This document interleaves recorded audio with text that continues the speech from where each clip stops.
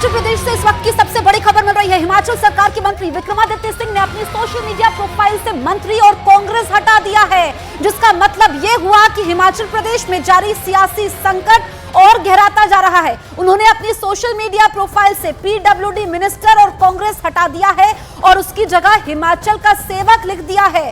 तो विक्रमादित्य ने जो प्रोफाइल से कांग्रेस नाम हटाया है, उससे अब शंका और गहरा गई है कि सरकार में कुछ भी ठीक नहीं है। हमने वो देखा कि विक्रमादित्य पहले इस्तीफा देते हैं, नाटकीय अंदाज में सब कुछ होता है, उसके बाद उनका इस्तीफा नामंजूर होता है और वो कहते हैं कि वो सुक्खू सरकार पर दबाव नहीं बनाएंगे। अब आप इसको ऐसे देखें कि विक्रमादित्य जो कि हिमाचल सरकार में मंत्री थे, पहले बागी तेवर दिखाते हैं, कल वो अयोग्य विधायकों से मिलते हैं जो उन्हीं के गुट के माने जाते हैं, अब दिल्ली पहुंच चुके हैं। ऐसे में संकट अभी भी बना हुआ है। हिमाचल सरकार में मंत्री विक्रमादित्य सिंह के साथ ही दो अयोग्य घोषित किए गए बागी विधायकों दविंदर कुमार भुट्टो और इंद्रदत्त लखनपाल ने भी अपने सोशल मीडिया प्रोफाइल से कांग्रेस शब्द हटा लिया है।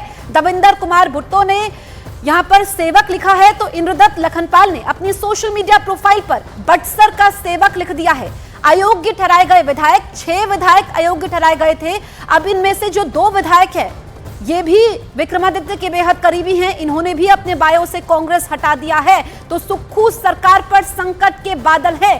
सुक्खू सरकार में मंत्री समेत 2 विधायकों के अपनी सोशल मीडिया प्रोफाइल से कांग्रेस शब्द हटाकर सेवक लिख दिया है, जिसका सीधा सा मतलब यही निकलता है कि विक्रमादित्य सिंह की नाराजगी सुक्खू सरकार से खत्म नहीं हुई है, उनके बीच अब भी मनमुटाव जारी है। वहीं जहां एक तरफ हिमाचल प्रदेश के सीएम सुखविंदर सिंह सुक्खू संकेत दे रहे थे कि बागी विधायकों की वापसी हो सकती है, वो छोटे भाई उनको कह रहे थे दरवाजे खुले हुए हैं, लेकिन अब उस पर भी संशय के बादल हैं। तो सवाल ये खड़ा होता है कि जो बीजेपी कह रही थी कि सरकार ज्यादा दिन तक नहीं चल पाएगी, ऐसा ही होने वाला है। विक्रमादित्य सिंह को क्या इस बार भी मना लिया जाएगा या एक बड़ा संदेश लेकर के वो आलाकमान के पास पहुंचेंगे और आलाकमान का फैसला क्या होता है? क्योंकि हमने देखा राज्यसभा चुनाव में जो क्रॉस वोटिंग होती है, कांग्रेस के विधायक बीजेपी को वोट देते हैं, बागी विधायक, जिस वजह से अभिषेक मनु सिंघवी राज्यसभा नहीं पहुंच पाते हैं। और उसके बाद संकट के बादल सुक्खू सरकार पर थे, लेकिन अभी भी संकट के बादल छटे नहीं हैं।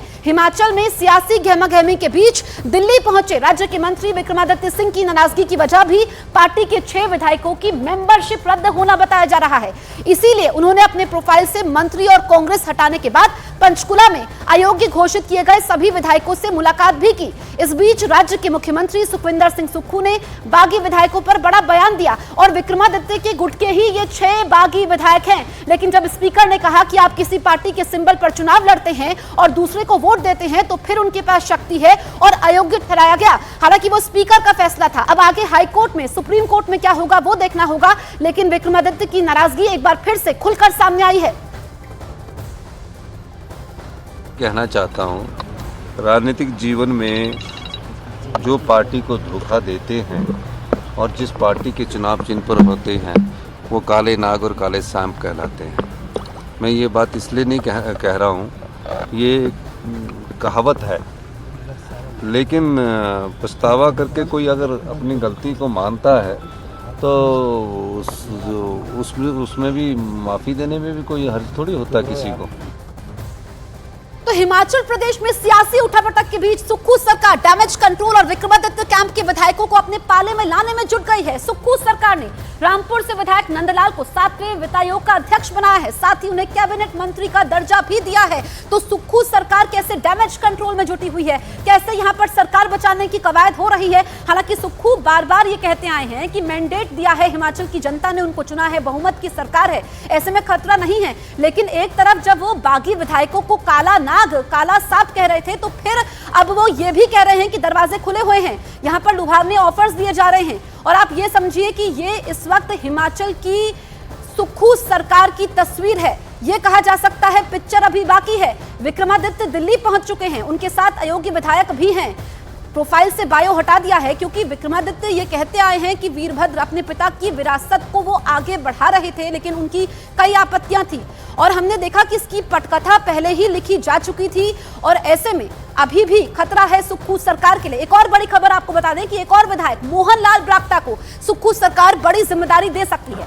मोहनलाल ब्राक्टा विक्रमादित्य सिंह के सबसे करीबियों में से एक है। अब मोहनलाल ब्राक्टा को क्या जिम्मेदारी मिलती है, क्या एक बड़ा पद देकर के यहां पर विधायकों को मनाने की कोशिश की जा रही है, लेकिन सवाल फिर वही है कि क्या ये सरकार स्थिर रह पाएगी, संकट कितने दिनों तक टल पाएगा, क्योंकि लोकसभा चुनाव सर पर हैं और ऐसे में पहले ये खबरें थी कि आलाकमान का आदेश था कि लोकसभा चुनाव तक सुक्खू ही मुख्यमंत्री बने रहेंगे, उसके बाद बदला जाएगा। लेकिन अभी तो सरकार क्या बहुमत फिर से साबित करेगी, क्या विधायक एकजुट रहेंगे, ये इस वक्त बड़ा सवाल है। हिमाचल प्रदेश कैबिनेट की सुबह 11 बजे बैठक बुलाई गई है। राज्य सरकार में मंत्री विक्रमादित्य फिलहाल दिल्ली में है और राज्य सरकार से खपात चल रहे हैं। मतलब ये हुआ कि विक्रमादित्य हिमाचल प्रदेश कैबिनेट में हिस्सा नहीं लेंगे। अब आप ये देखें कि बजट तो पास हो चुका है और ऐसे में विधानसभा अनिश्चितकाल के लिए स्थगित हो गई है, तो एक तरीके से तो उस वक्त तो सुक्खू ने सरकार बचा ली थी, लेकिन अब आज जब कैबिनेट की बैठक है तो दूसरी तरफ विक्रमादित्य जो कैबिनेट मंत्री थे वो दिल्ली में है। अपने प्रोफाइल से कांग्रेस का हटाना, बायो में सिर्फ सेवक लिखना, ये एक बड़ा संदेश जाता है। और सुक्खू कह रहे थे कि उनको मना लिया जाएगा। हमने देखा डीके शिवकुमार जो कि कर्नाटक के उप मुख्यमंत्री, एक तरीके से राहुल गांधी के दूत, उनको जिम्मेदारी सौंपी जाती है। जब डीके शिवकुमार से मिलते हैं तो सब कहते हैं सब ठीक है, लेकिन अब दिल्ली पहुंच गए हैं